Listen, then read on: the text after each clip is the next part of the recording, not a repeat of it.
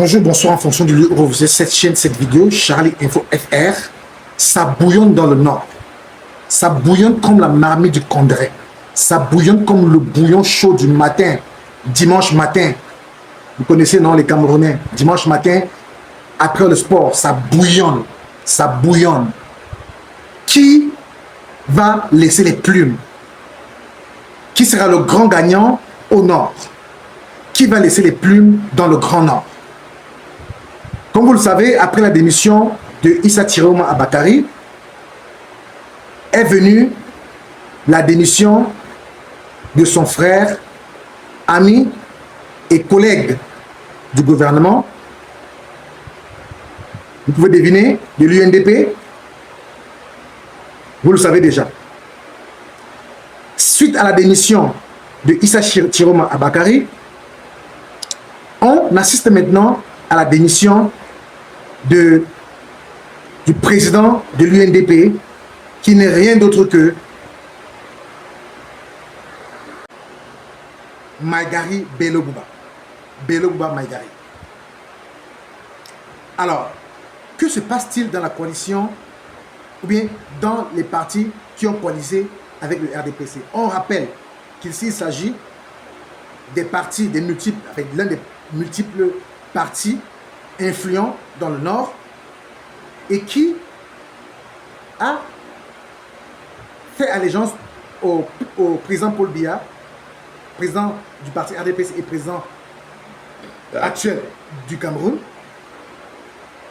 qui aujourd'hui lâche le président actuel de la République actuelle et le parti RDPC pour des raisons officielles annoncées, entre guillemets, selon lesquelles la base électorale de ces partis voudrait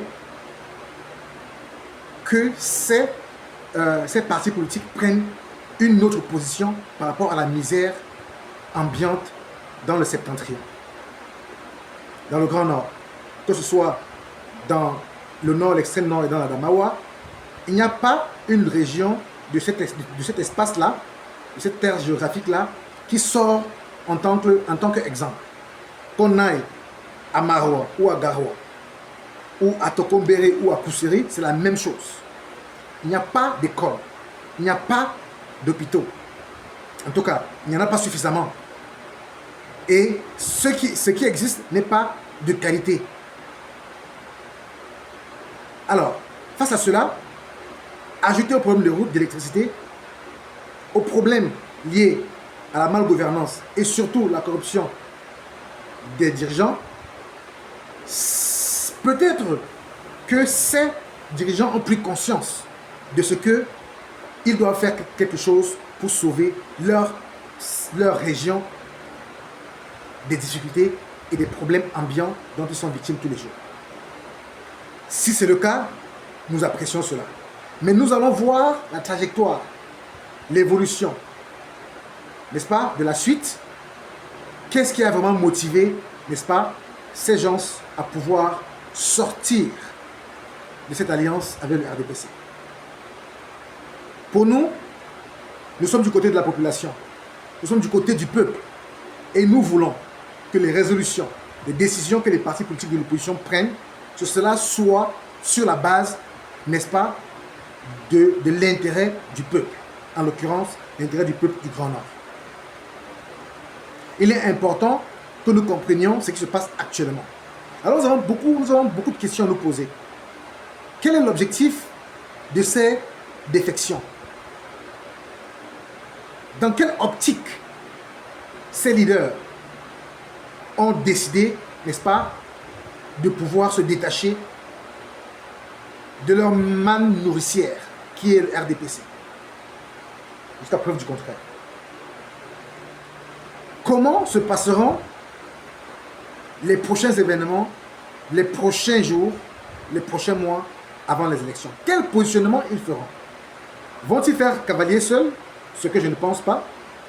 Ont-ils déjà fait allégeance de manière officieuse à un parti politique de l'opposition, en l'occurrence, je pense au MRC de Maurice Kamto ou du PCRN de Cabral Libi, qui sont les deux partis d'opposition principaux, quoi qu'on puisse dire, ok, au Cameroun. Ou assiste-t-on encore à une entourloupe politique des élites du Grand Nord? On ne serait pas étonné qu'ils reviennent sur leurs décisions pour se relancer avec le RDPC. Ce ne sera pas étonnant. Car nous savons que les gens concernés, les personnes concernées, sont habitués, ils sont coutumiers du fait. Alors, ce bouillonnement, il nous permet, n'est-ce pas, de comprendre 2 ou 3 choses. Premièrement, que l'avenir, dans le cadre de ces élections, s'annonce très tendu et très tensionné au vu des positionnements et des mouvements que chaque parti politique prend ou fait, en l'occurrence, les partis politiques des personnes que je viens de citer. Le MRC, le PCRN, aussi ne lâche pas prise. Ils foncent, ils continuent de poser des actes qui mettent en déroute, si vous voulez, n'est-ce pas, qui déjouent un tout petit peu les plans du régime actuel au pouvoir au Cameroun. On espère que ce sera de bon augure et que cela va produire des fruits. Parce que l'objectif pour 2025, c'est de permettre la régénération du Cameroun. Alors on se pose la question de savoir, est-ce que la régénération du Cameroun est possible en 2025? Let's wait and see. On espère que l'opposition va être concrète et évidemment va se concentrer sur ces élections afin de produire un résultat dans le but de botter, n'est-ce pas, à l'extérieur les gens qui font en sorte que le Cameroun ne se porte pas bien. Voilà le partage que je voulais faire aujourd'hui par rapport à cette vidéo, par rapport à cette sortie. Likez, partagez, mettez les pouces, partagez, mettez les pouces, partagez, mettez les pouces. Faites en sorte que on puisse être vu par l'algorithme de YouTube. Activez la cloche de notification pour ne rater aucune de nos vidéos.